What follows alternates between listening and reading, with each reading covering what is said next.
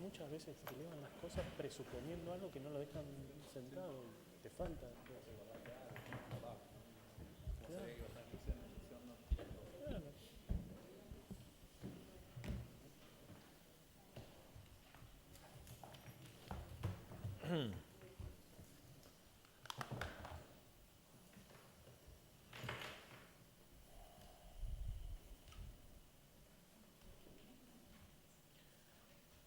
Bueno, reanudamos la audiencia y, señores fiscales, continúan el uso de la palabra. Bien.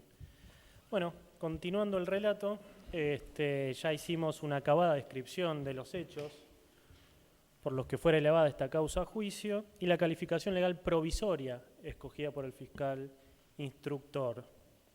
Como ya hemos adelantado, estas figuras no serán mantenidas en su totalidad y entonces nos toca el turno de analizar los supuestos fácticos para adecuar las conductas achacadas a los imputados en los tipos penales definitivos que adelantamos corresponden a este tipo de acciones, para así luego pasar a analizar la atribución de responsabilidad de los imputados. Vamos a empezar a analizar la conducta de Moreira Torrico por una cuestión de orden, para ir de lo particular a lo general. Entonces, como dijimos, en el requerimiento de elevación a juicio se le imputó al nombrado el delito de abuso sexual gravemente ultrajante, contemplado en el artículo 119, párrafo segundo del Código Penal, redacción según Ley 25.087. Entonces, cuando habla de abuso, Creus sostiene que se trata de conductas de acercamiento o contactos corporales con la víctima de significación sexual, sin que constituyan acceso carnal, ¿no? Esto lo dice Creus en Derecho Penal, página 231. Y en el caso del abuso sexual gravemente ultrajante se requiere algo más que lo diferencie de la figura básica. La doctrina y la jurisprudencia ha convenido que se puede configurar en dos supuestos. Entonces, resulta necesario que el abuso sexual sea de una duración prolongada, o sea, de una excesiva duración temporal, más que un simple abuso, o sea llevado a cabo bajo ciertas circunstancias que impliquen un sometimiento gravemente ultrajante. Estos son actos escandalosos, humillantes, todo esto tendiente a una mayor afectación del bien jurídico, un mayor peligro del bien jurídico. Entonces dijimos que en el requerimiento de elevación a juicio se le achacaron dos situaciones particulares al señor Moreira Torrico. Un caso, un hecho que se le imputó fue el acontecimiento que sucedió en un lugar diferente a su hogar cuando Dionisia Mareco lleva a Jessica, a su hija, a donde él estaba. Quedan encerrados en este lugar durante toda una jornada, durante todo un día. Él se acerca con el cuerpo desnudo, solamente vestido con calzoncillos, la abraza, la sujeta, la contiene contra su cuerpo y ella, la chica, la menor, Jessica, repele esta conducta a través de golpes con una lámpara, pero se mantiene esta situación durante todo un día, durante toda una jornada. La otra situación que se le imputa en el requerimiento de elevación a juicio es un suceso en el cual Dionisia Mareco también lleva a su hija a un lugar donde estaba el señor Moreira Torrico, en el cual dicen, toman bebidas alcohólicas, la chica se queda dormida y se despierta desnuda y mojada. En primer lugar, y en este caso específico, debemos adelantar que no vamos a realizar una imputación respecto a este hecho puntual. Si bien confiamos en los dichos de Jessica, que expresó esta circunstancia, lo cierto es que este episodio no fue imputado a Dionisia Mareco. Por lo tanto, para mantener la coherencia del relato y no afectar un principio de congruencia, vamos a desistir de la acusación con relación a este hecho puntual. Ahora bien, ¿qué hizo el señor Moreira? ¿Qué hecho perpetró con significación jurídica? Hemos dicho en reiteradas oportunidades que lo que le achacamos es que en un lugar diferente al de su domicilio, Moreira se acercó con su cuerpo semidesnudo, solamente vestido con calzoncillos. Esta chica la sujetó, la apretó contra su persona, la mantuvo en esa situación durante todo el día. Es decir, que la sometió. la sometió a estas circunstancias. Y respecto al sometimiento, se ha dicho que es un concepto que se relaciona con la idea de dominio, es decir, cuando de alguna manera se coloca a una persona bajo la autoridad de otra. Y esto no nos quedan dudas que sucedió en este hecho. La niña, la menor, estuvo sujeta, estuvo sometida al dominio absoluto de esta persona durante todo ese día. Por ese motivo, por haber estado a lo largo de toda una jornada, entendemos que la figura debe ser agravada, porque entendemos que se da un supuesto de mayor afectación al bien jurídico. Haberla tenido encerrada durante todo el día, bajo la amenaza latente de un abuso sexual, a ver, seamos concretos, tenía la amenaza de una violación en ese momento la chica, y repele esta agresión con golpes, con una lámpara escondiéndose abajo de la cama, pero entendemos que toda esta situación, haberla mantenido en esa situación durante todo ese día, durante toda esa jornada, es un escalón más en el grado de afectación a la integridad de esta menor. ¿Y por qué decimos que fue Moreira Torrico? ¿Por qué lo ubicamos a él en esta circunstancia? Más allá de lo excluyente que resulta el relato y lo pormenorizado que fue el análisis del señor fiscal, lo cierto que en el reconocimiento que hace la niña lo señala directamente. Y lo señala directamente, sin hesitación alguna, sin duda alguna, porque ella lo tuvo enfrente, porque lo vio, lo conoce, lo tuvo en ese momento como una persona que iba a agredirla, que iba a amenazarla, que iba a vulnerar su intimidad. Entonces, entendemos que por eso no dudó en señalar la foto cuando se le exhibieron las diferentes muestras, las diferentes fotos. No dudó en señalarlo porque lo tuvo enfrente. Él no estaba disfrazado, no estaba oculto, no tenía máscara, no tenía ningún tipo de ocultamiento. Era él. Entonces, al ponerla en esa situación de reconocerlo, lo señaló directamente. También hemos precisado que este hecho de haberlo señalado, de haberlo identificado como el autor de esta circunstancia, fue corroborado por otros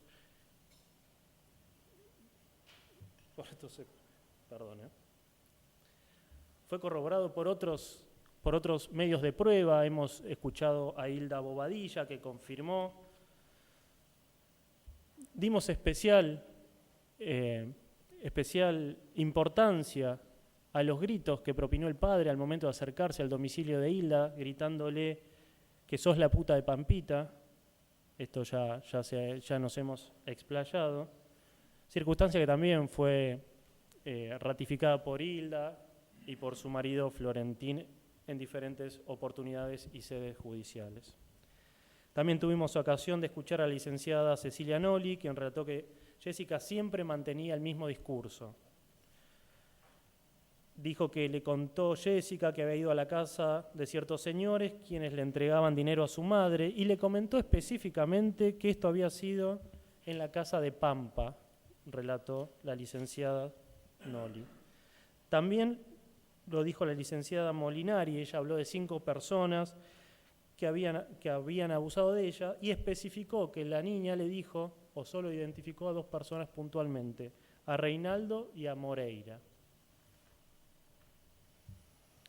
Por último, también escuchamos a la licenciada Vigiano, quien nos refirió que el relato de la menor era verosímil. Entonces, con su accionar, ¿Moreira Torrico creó un peligro para el bien jurídico, en este caso la integridad sexual de la menor, no cubierto por un riesgo permitido? ¿Sucedió esto?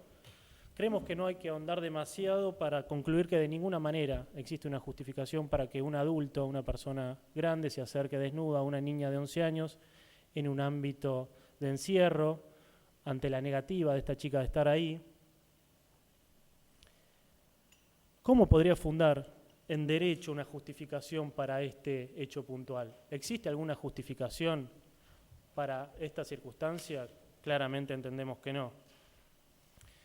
Tampoco tenemos ninguna duda del conocimiento que tenía el señor Moreira Torrico de lo que estaba haciendo y de lo prohibido de su conducta, ya que, como vimos, había acordado con su madre, con la madre de la menor, con Dionisia Mareco, la entrega de algo a cambio de mantener relaciones o de estar ese día con Jessica.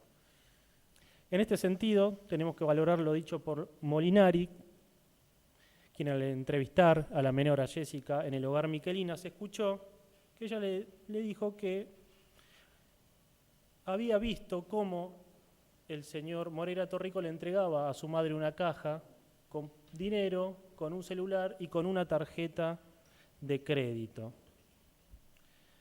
Nos llama la atención también que al momento de prestar declaración indagatoria a la señora Mareco, esto fue leída en esta instancia porque se negó a declarar, ella dijo textualmente que cobraba un subsidio de tarjeta porteña, que eran 1.900 pesos mensuales. Y si profundizamos cómo se hace efectivo este subsidio, vemos que este se cobra a través de una tarjeta del Banco Ciudad. Entonces ahí, jugando estos dos episodios, también asignamos una fuerza de verdad al hecho de que habría habido una contraprestación. Es más, estamos ante la posibilidad de un delito contra la administración pública. ¿Por qué? Porque se habría tramitado un subsidio para realizar una contraprestación en este tipo de acontecimientos. Entonces la Fiscalía está evaluando, además de esto, realizar la correspondiente denuncia.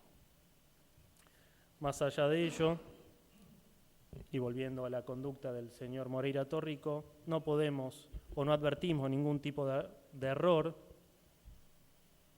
en su conducta, y menos creer que estaba justificado para hacerlo. De hecho, lo llevó a cabo en lugares clandestinos que no pudieron ser ubicados. Eso es muestra clara de la clandestinidad y de la conciencia que tenía de lo que estaba haciendo, no estaba habilitado.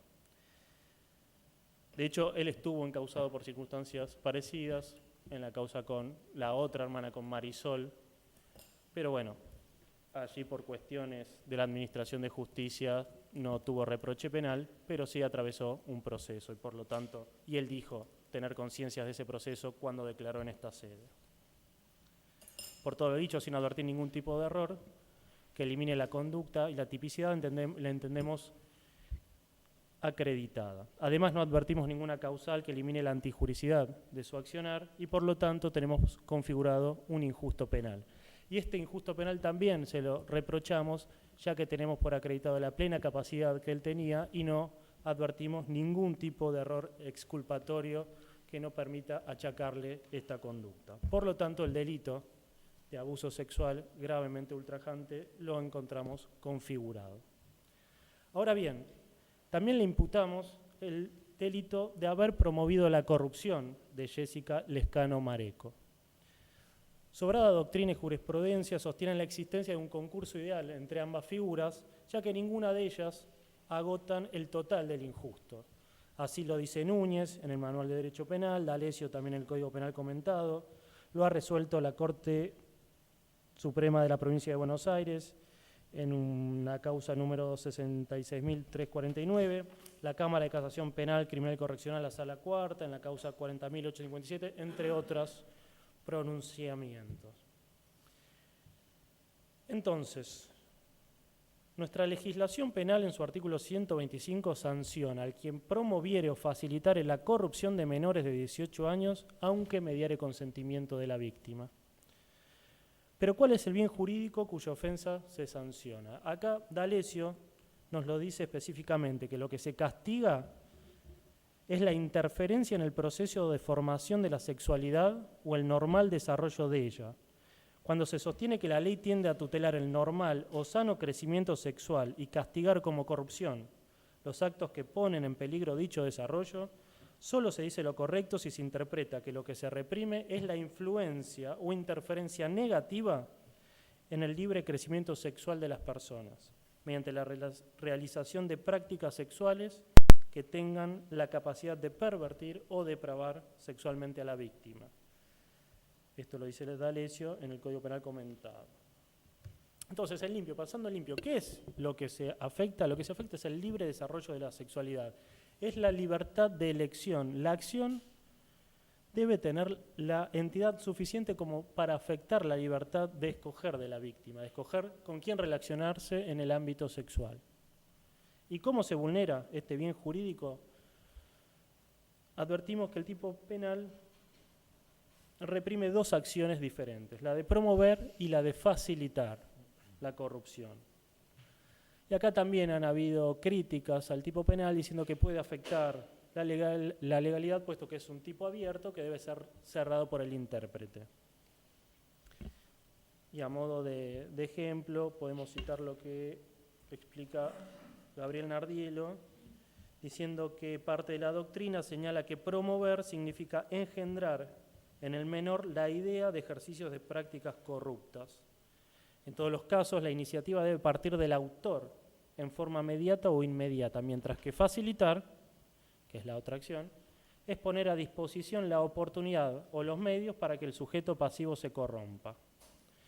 Esto lo dice en Código Penal y su interpretación a través del Código Civil y Comercial. Entonces, entendiendo esto, le achacamos la acción de promover la corrupción de Jessica Lescano. Otro problema que tiene el tipo penal son los actos con capacidad corruptora. Acá Soler nos dice que se realiza un acto corruptor cuando se actúa en forma prematura sobre la sexualidad no desarrollada. Y más recientemente Don ha dicho que se refiere a actos que afectan la elección sexual como decisión autónoma.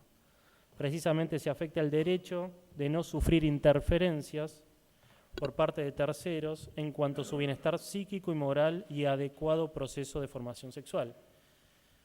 Finalmente, Mari Belov ha dejado asentado en un artículo Corrupción de Menores publicado por Pensamiento Penal que como los actos se dirigen únicamente a menores de edad, lo que pretende reprimir esta figura es esencialmente la comisión de actos destinados a adelantar el desarrollo normal de la sexualidad.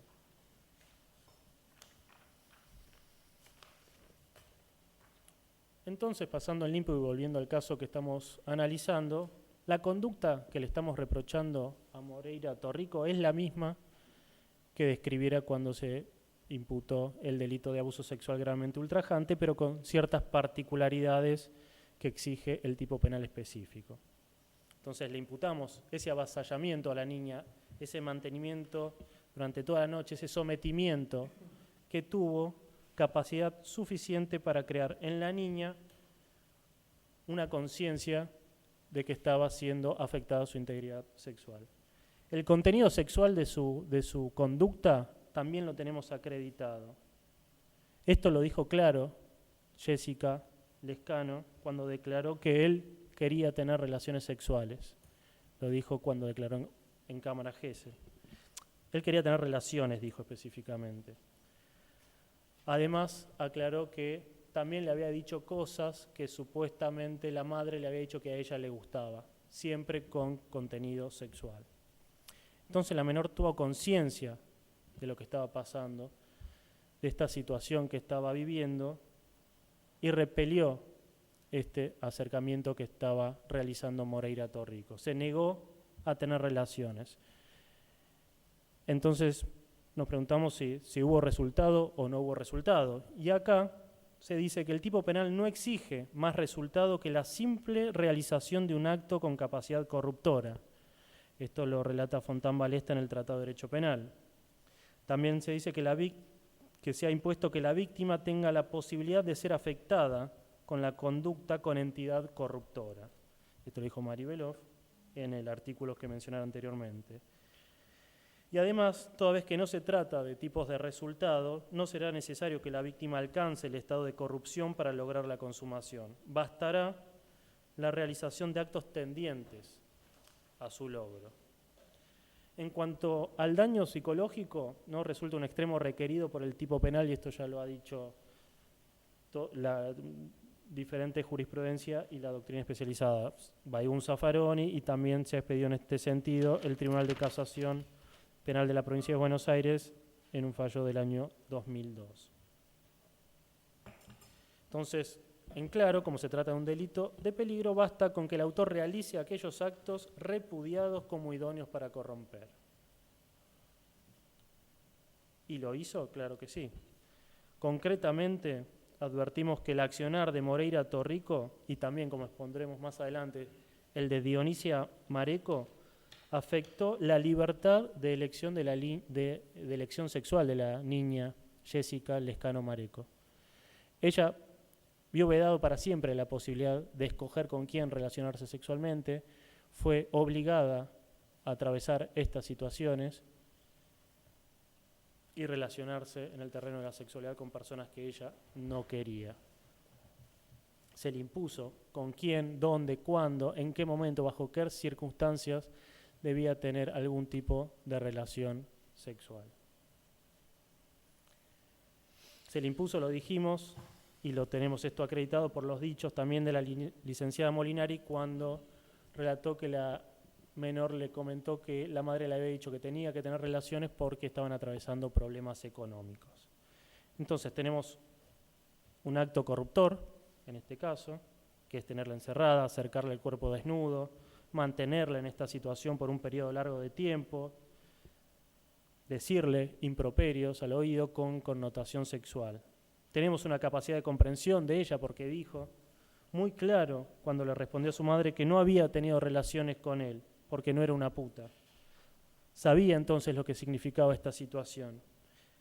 Y además también tenemos un daño psicológico. Si bien no es requerido por el tipo penal, como hemos mencionado, escuchamos a las profesionales decir que la chica padece cuadros de angustia, aislamiento y sufrió estrés postraumático.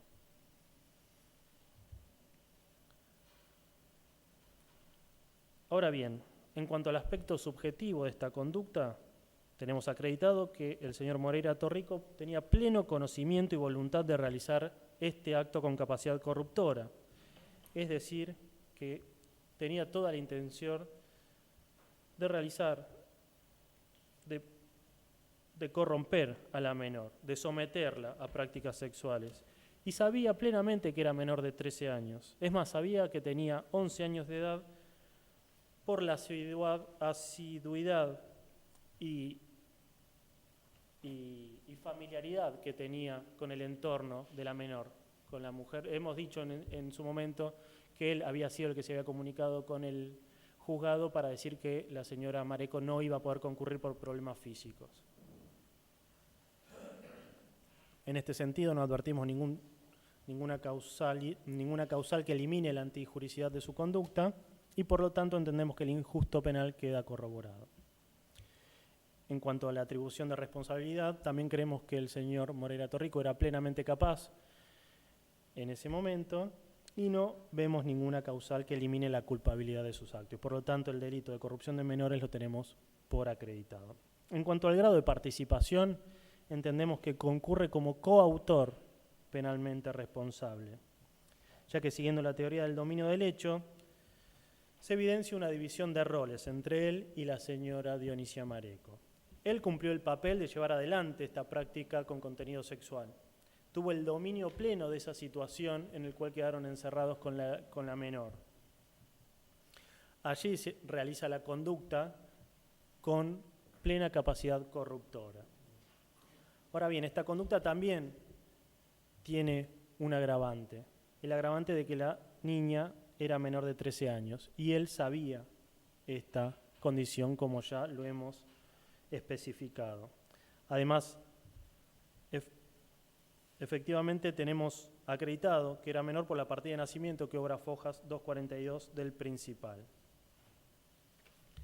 En definitiva, y por todo lo dicho, tenemos por acreditado que Luis Moreira Torrico resulta penalmente responsable del delito de abuso sexual gravemente ultrajante en calidad de coautor en concurso ideal con el delito de promoción a la corrupción de menores, agravado por ser la víctima menor de 13 años, en calidad también de coautor. Ahora bien, pasamos a la conducta de la señora Dionisia Mareco. Dijimos que se le achaca haber ofrecido a su hija Jessica a diferentes hombres y también se le achacó haberla entregado a cambio de dinero u otros beneficios en al menos 2 oportunidades. Una de ellas ocurrió el 10 de enero de 2015, bajo la amenaza de lastimar a su padre, la llevó con un tal Reinaldo, diciéndole que era su tío. Y le dijo que iba a tener relaciones con él. Ahí la obligaron a tomar agua, la chica se quedó dormida y se levantó con un chupón en el cuello, relató. Una semana después, también se le achaca este segundo hecho, esta segunda circunstancia, que es haber realizado un aporte en el hecho que ya describiéramos del señor Luis Moreira Torrico. Fue ella quien la llevó a la menor hacia el lugar donde estaba él y permitió que se produjera esta situación. Más allá de que también fue la que realizó un plan conjunto que ya lo evaluaremos más adelante. Ya hemos dicho que no coincidimos con la adecuación típica que hizo el fiscal instructor, por cuanto entendemos que no se da una causal de trata de personas con fines de explotación sexual, pero sí entendemos que estamos ante un hecho disvalioso.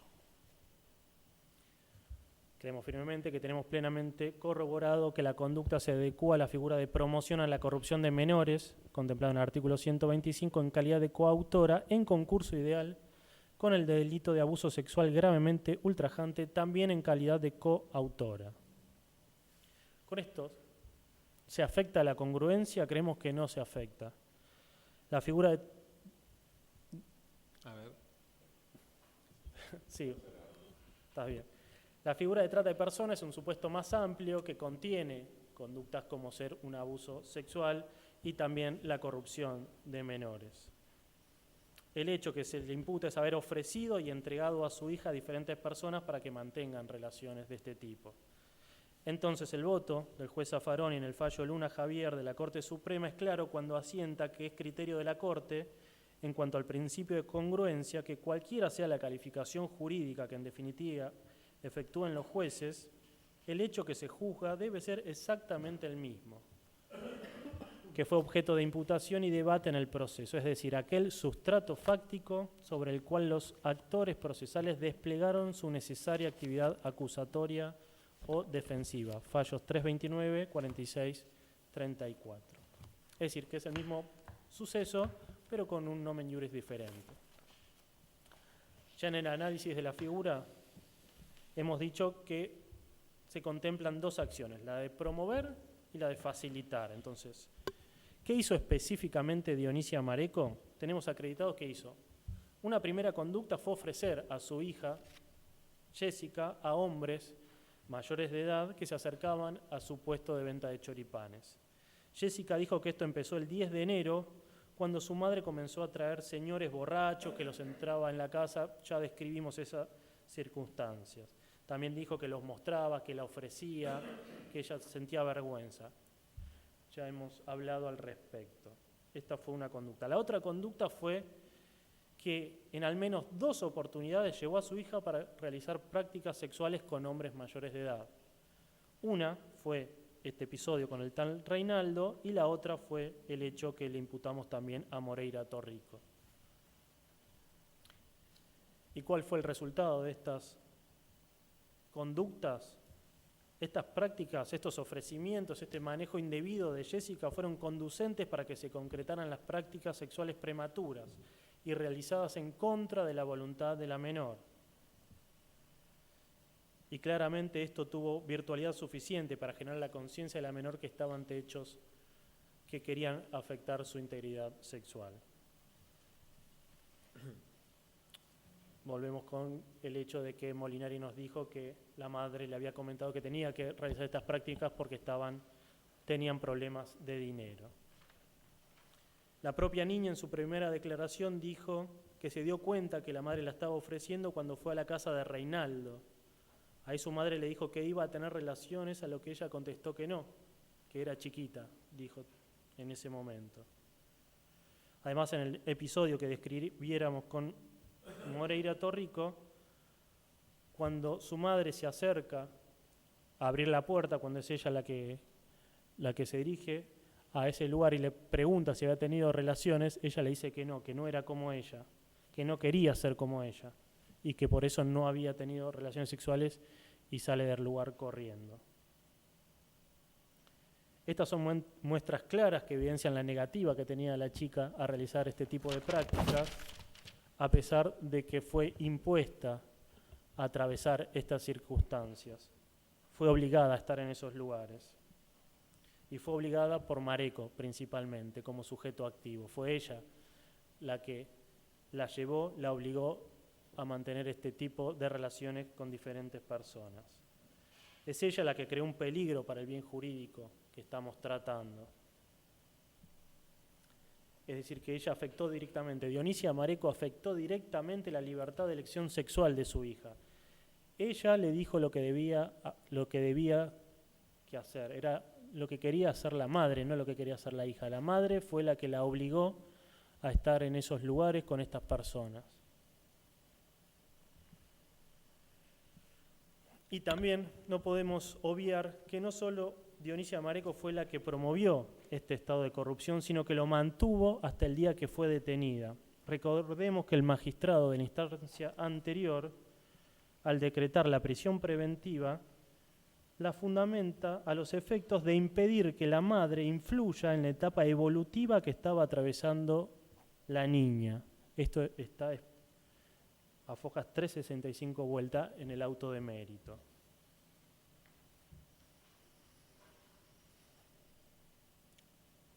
Entonces, ya pasando a la etapa, al aspecto subjetivo de la conducta de Mareco, no nos quedan dudas de que ella tenía pleno conocimiento de que con su accionar estaba pervirtiendo a su hija y a pesar de ella siguió adelante con la maniobra. Le estaba sometiendo a prácticas sexuales en contra de su voluntad. Generó en la niña la idea de estar siendo vendida sexualmente. Y en esto fue contundente Jessica cuando le dijo que no quería ser como ella. En definitiva, ella sabía de esto porque ella negociaba estas circunstancias. Era ella la que creaba las condiciones propicias para que se produzcan estos hechos.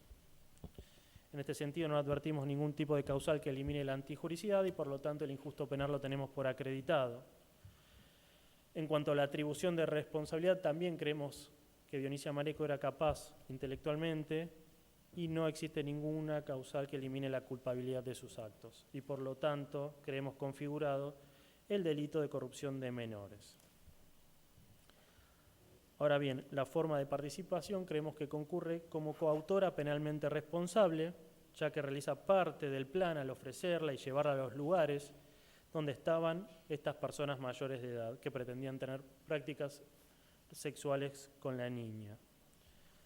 Hay una decisión común, en este caso con Moreira Torrico, eso no nos caben dudas, y sobre todo hay una ejecución común entre ambas circunstancias. Ella decidía con quién debía realizar las prácticas. Ella la llevó con Reinaldo y la llevó con Moreira. También la mostraba y la ofrecía a otras personas. Ella es quien permite que se realicen estos episodios, es quien los promueve. En cuanto a los agravantes, también vemos que la figura se encuentra agravada. Se agrava porque la chica menor de edad, menor de 13 años, y esto lo tenemos configurado por el acta de nacimiento que obra a fojas 242, la que también nos da cuenta del vínculo de parentesco entre Dionisia Mareco y Jessica Lescano. Por su parte, la violencia también agrava la conducta, y esto la tenemos configurado en el suceso en que amenazó con un cuchillo al padre de Jessica para que ésta acceda a dirigirse al domicilio de Reinaldo. Además, también hemos hablado de la relación violenta, de los insultos que le proponía la madre, de las agresiones físicas y verbales que sufrió la chica por parte de su madre. También entendemos que fue violento el hecho de dejarla encerrada bajo el dominio de Moreira Torrico durante todo ese día.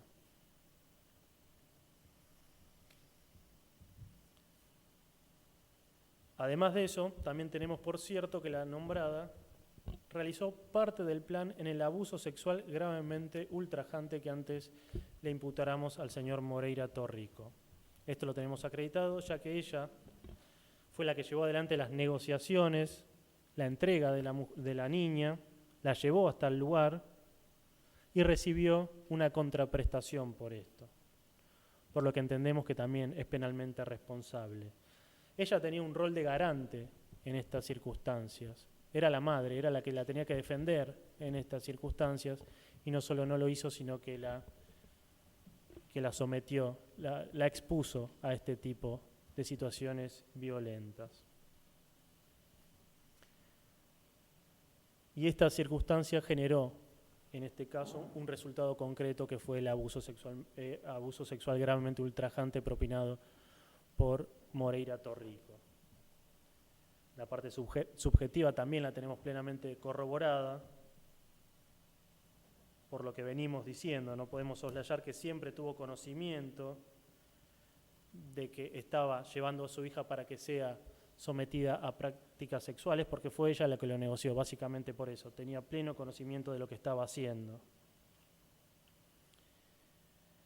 Además, entendemos que no existen causales que eliminen la antijuricidad y volvemos a repetir que estaba en pleno uso de sus capacidades intelectuales, por lo tanto es penalmente responsable. ¿En qué forma participa? Entendemos que concurre en forma de coautora. ¿Por qué? Porque había un plan común, había una división de tareas y ella cumple parte del plan acordado previamente con Moreira Torrico al llevarla al lugar. Es más, también tenemos corroborado parte del plan porque cuando abre la puerta no para salvar a la chica de esta situación, sino que va a corroborar que se haya cometido este hecho, le pregunta si había tenido relaciones, a lo que la niña, le dice que no y ella le insiste en que se iba a quedar ahí hasta que tenga relaciones. Pero se termina escapando Jessica. En definitiva, también esta conducta, entendemos, que se encuentra agravada por el supuesto contemplado en el cuarto párrafo, inciso B del artículo 119, ya que se trata de la madre de la menor, es la ascendente, por lo tanto la figura en relación a Dionisia Mareco se encuentra agravada.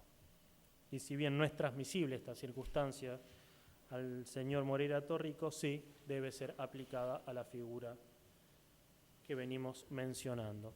En definitiva, y por todo lo que venimos mencionando, tenemos por acreditado que Dionisia Mareco resulta penalmente responsable del delito de promoción a la corrupción de menores, agravado por ser la víctima menor de 13 años, haberse ejercido violencia y ser la autora, la madre de la víctima. Esto en concurso con el delito de abuso sexual gravemente ultrajante, agravado por ser la madre de la víctima, en calidad de coautora.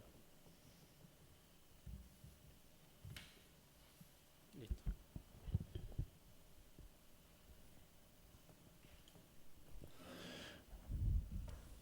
Bien, entrando al tramo final del alegato, habiendo desarrollado todos los temas previstos, nos queda mensurar la pena solicitada.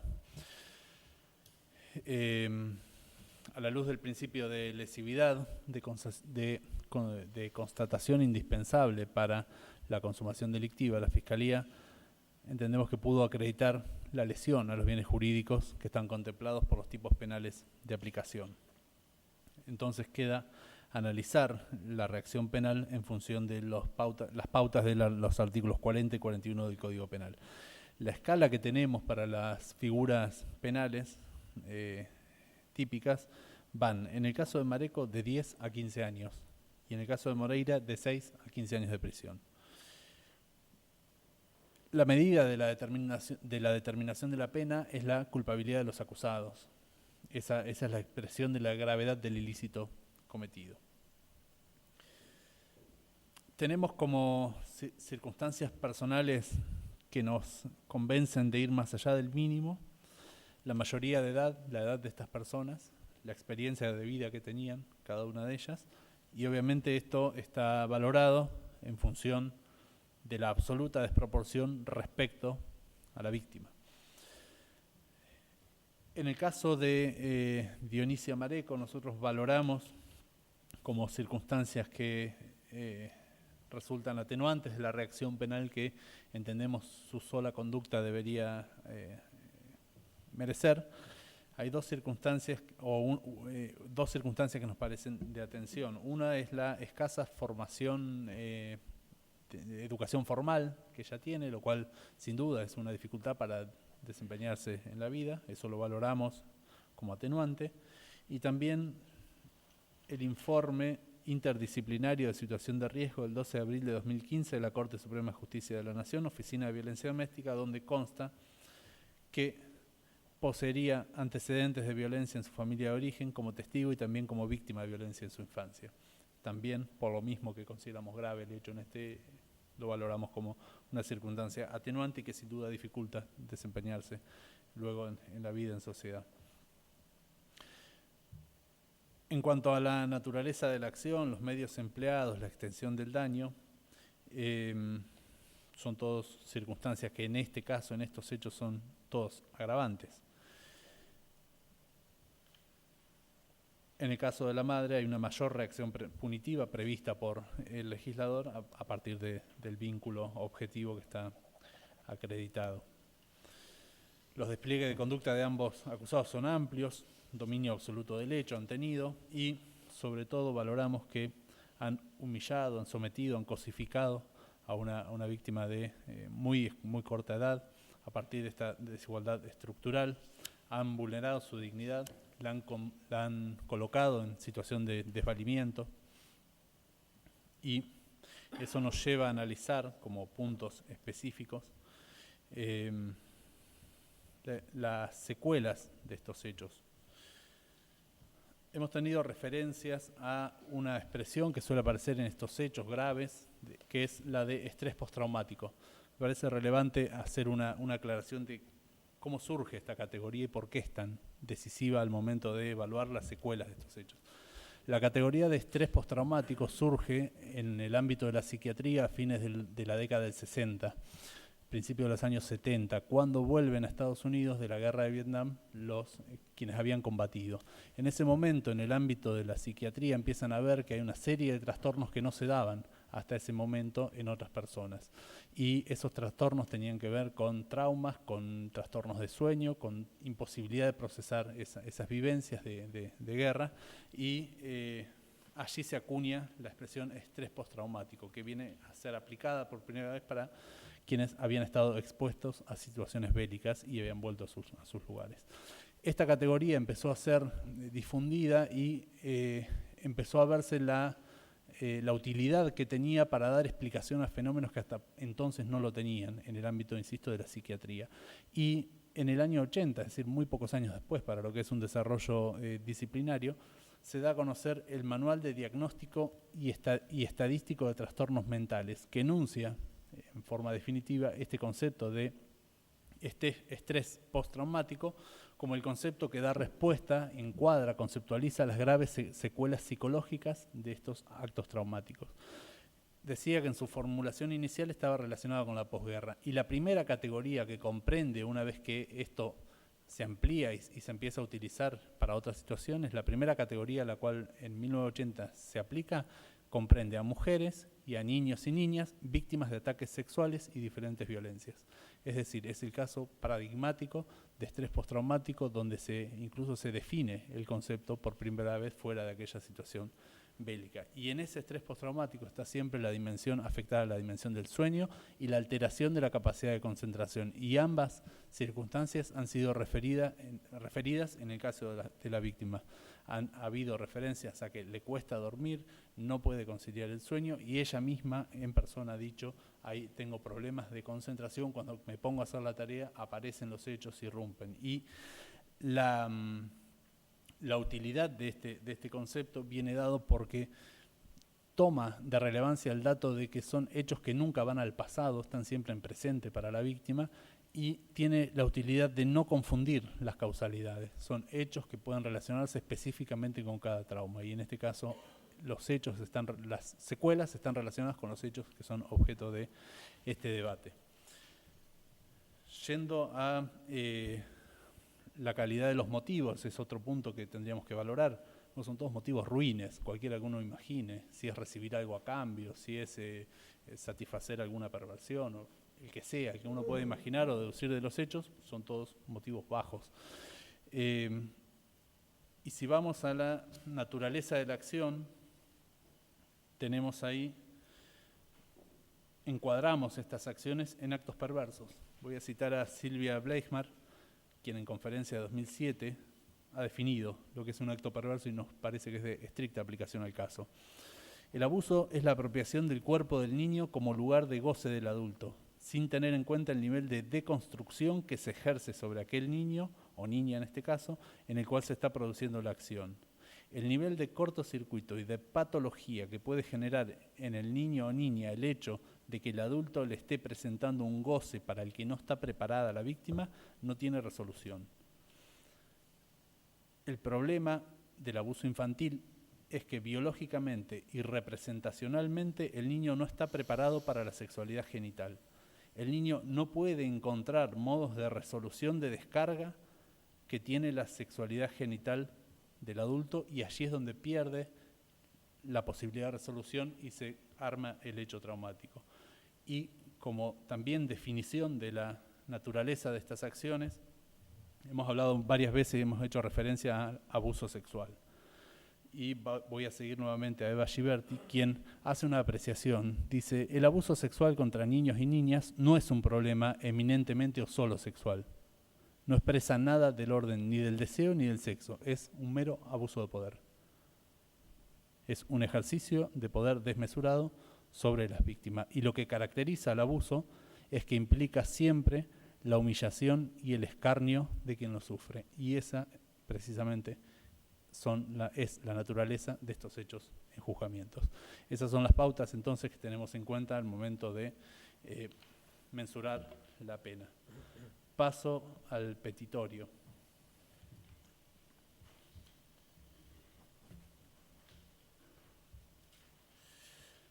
Hay 3 puntos de petitorio. El primero es una medida de reparación.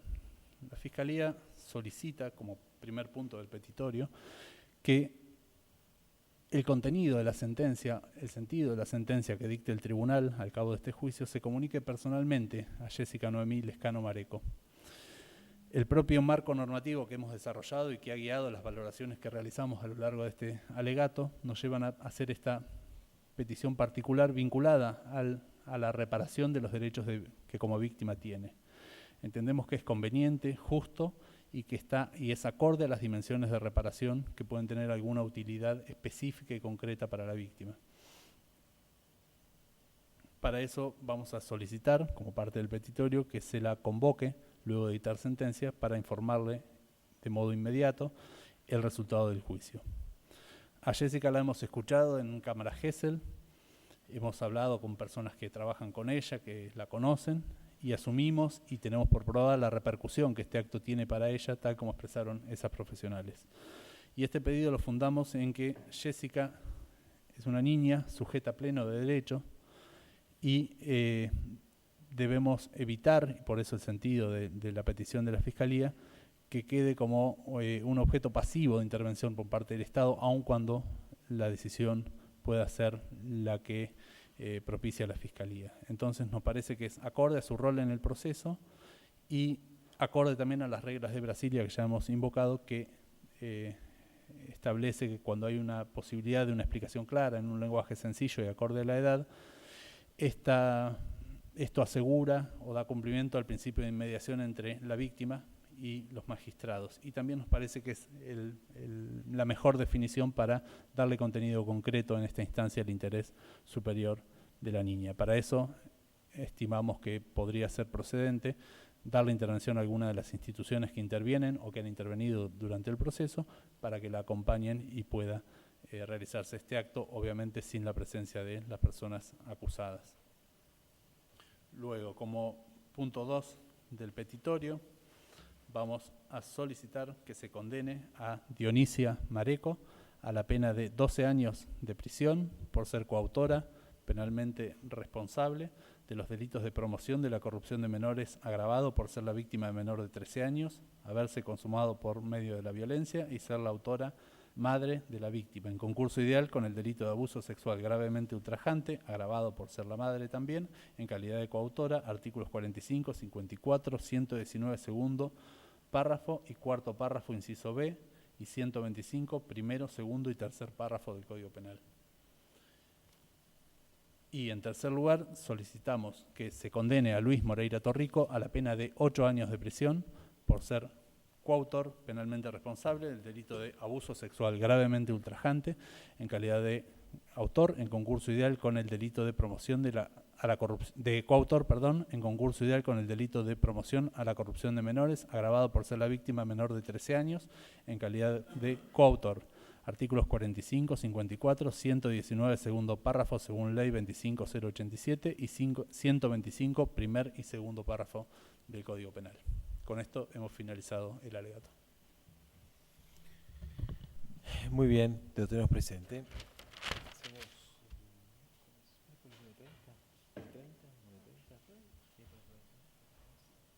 Bueno, muy bien.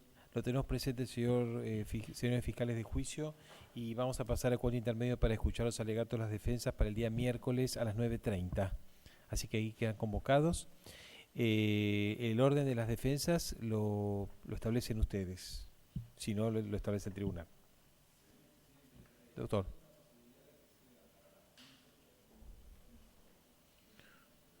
A las 11. ¿Cómo? ¿Qué hacemos a las 11? Total. A las 11. ¿Quién empezaría alegando? ¿Tiene alguna idea? El doctor. ¿Habría alguna posibilidad entonces de que empecemos a las 10, supóngase? Empieza el doctor y está su codefensora presente, la codefensora. Bueno, quedamos en principio a las 10. Sí, a nosotros también. Nos trastocó y estamos con muchos problemas de superposiciones. Así que bueno, empezamos en principio el miércoles a las 10. Si llega a haber ningún inconveniente, doctor, nos avisa mañana y en todo caso postergamos una hora más. Pero si podemos, si le pedimos toda la colaboración, perfecto. Muy bien, entonces sería el miércoles a las 10 de la mañana.